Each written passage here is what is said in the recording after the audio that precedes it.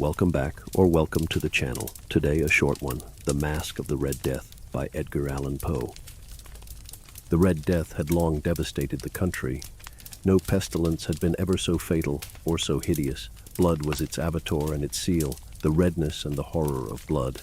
There were sharp pains and sudden dizziness, and then profuse bleedings at the pores, with dissolution. The scarlet stains upon the body, and especially upon the face of the victim, were the pest ban which shut him out from the aid and from the sympathy of his fellow men, and the whole seizure, progress, and termination of the disease were the incidents of half an hour. But the Prince Prospero was happy and dauntless and sagacious.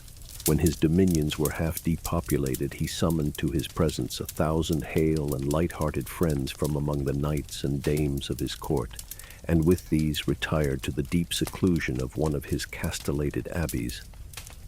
This was an extensive and magnificent structure, the creation of the prince's own eccentric yet august taste.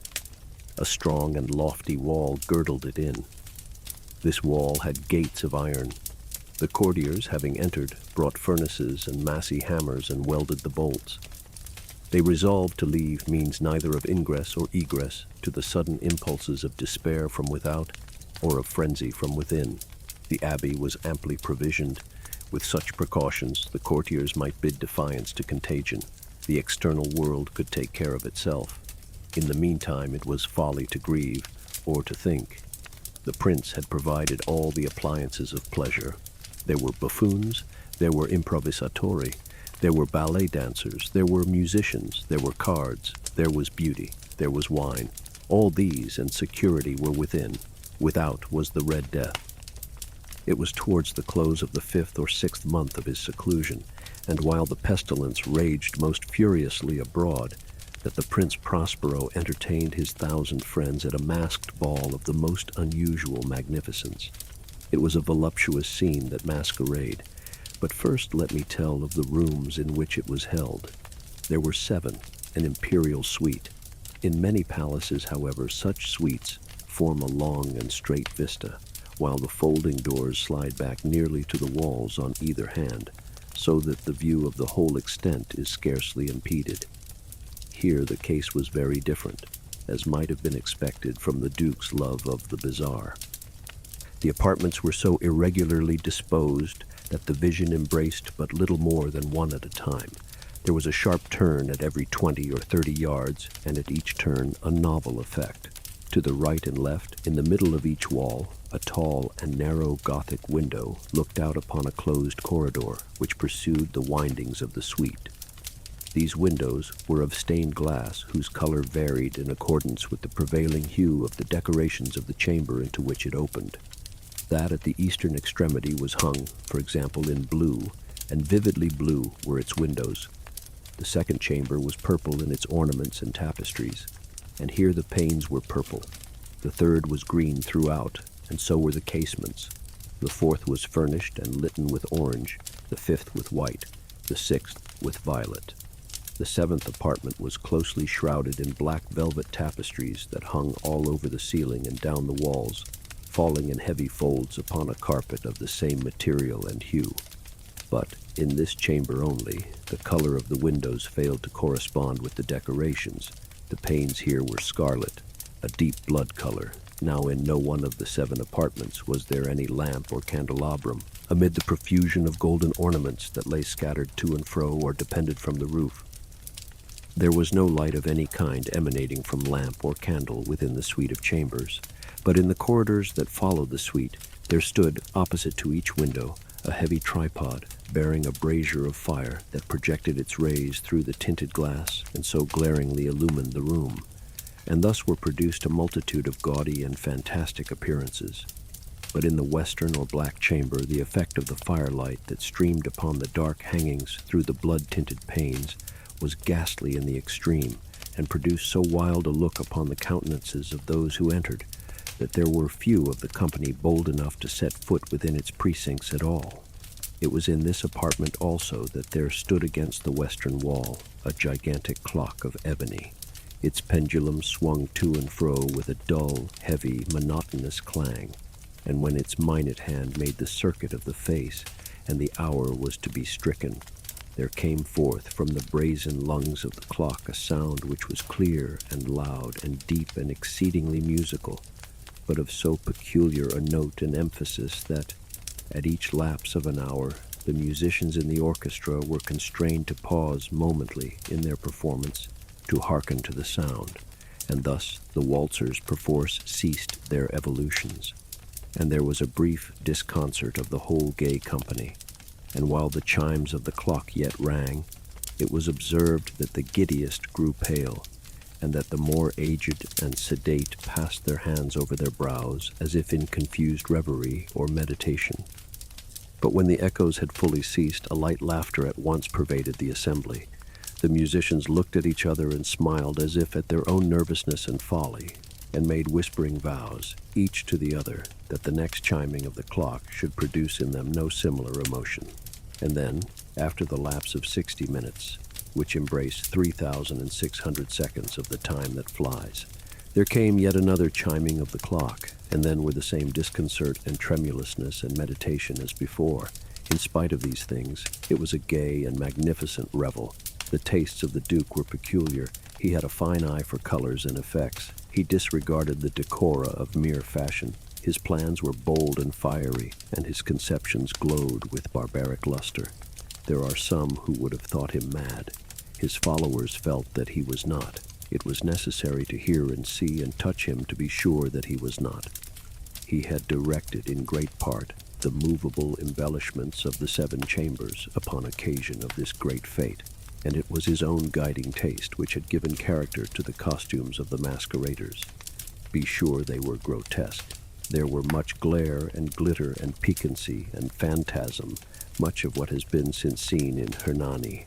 There were arabesque figures with unsuited limbs and appointments.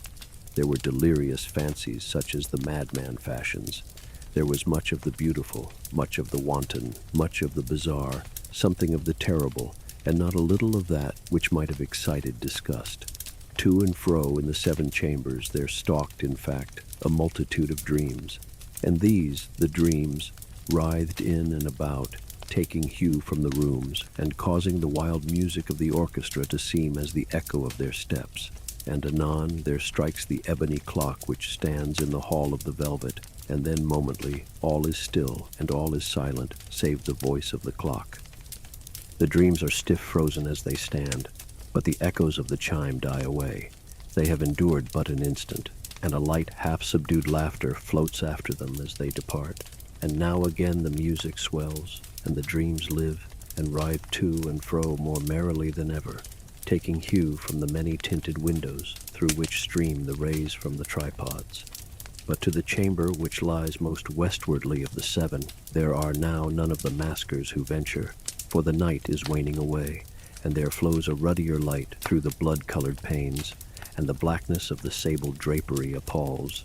And to him whose foot falls upon the sable carpet, there comes from the near clock of ebony a muffled peal more solemnly emphatic than any which reaches their ears who indulge in the more remote gaieties of the other apartments.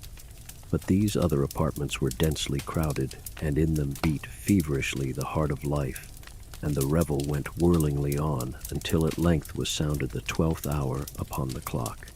And then the music ceased, as I have told, and the evolutions of the waltzers were quieted, and there was an uneasy cessation of all things as before.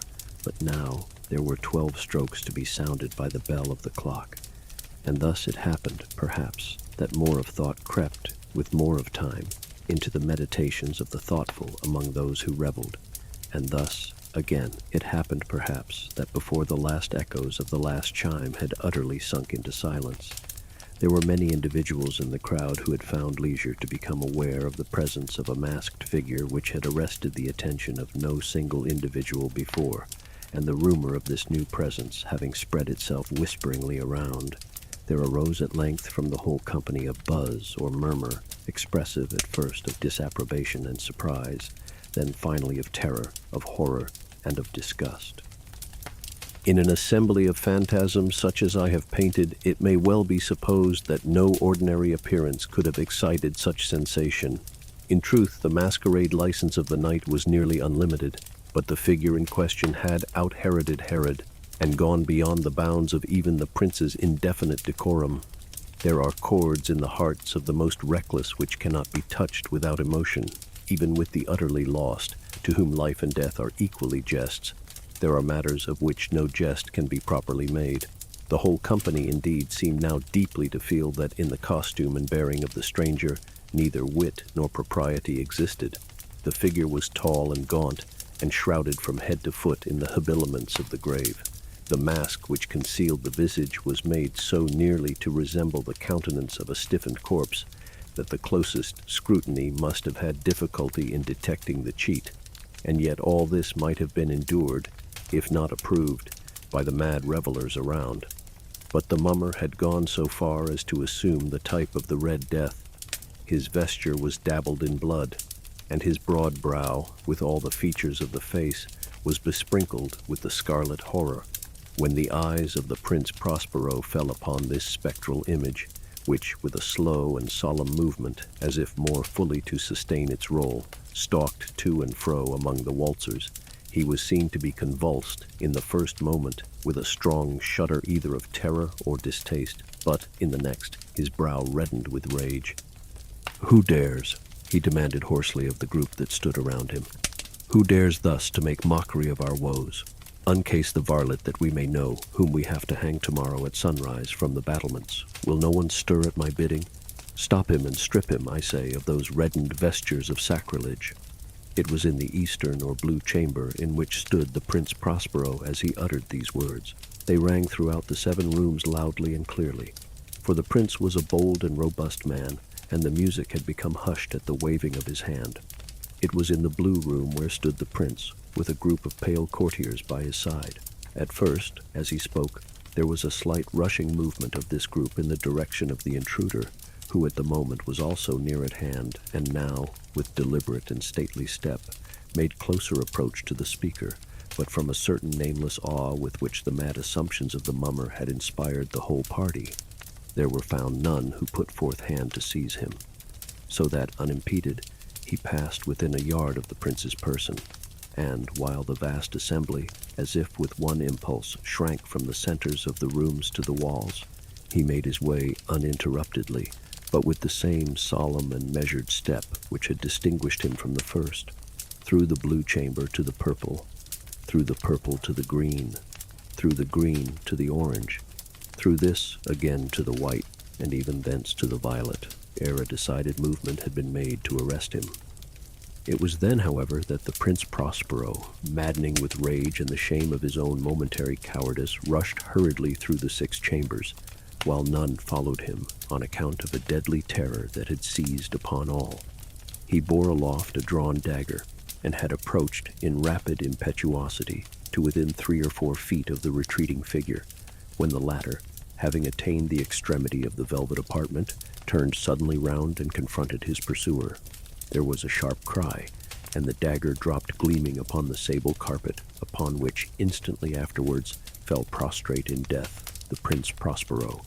Then, summoning the wild courage of despair, a throng of the revelers at once threw themselves into the black apartment and, seizing the mummer, whose tall figure stood erect and motionless within the shadow of the ebony clock, gasped in unutterable horror at finding the grave cerements and corpse-like mask which they handled with so violent a rudeness, untenanted by any tangible form. And now was acknowledged the presence of the Red Death. He had come like a thief in the night, and one by one dropped the revelers in the blood-bedewed halls of their revel, and died each in the despairing posture of his fall. And the life of the ebony clock went out with that of the last of the gay, and the flames of the tripods expired, and darkness and decay and the Red Death held illimitable dominion over all. And just like that, we reach the end of this story. I hope to see you next time. Bye-bye.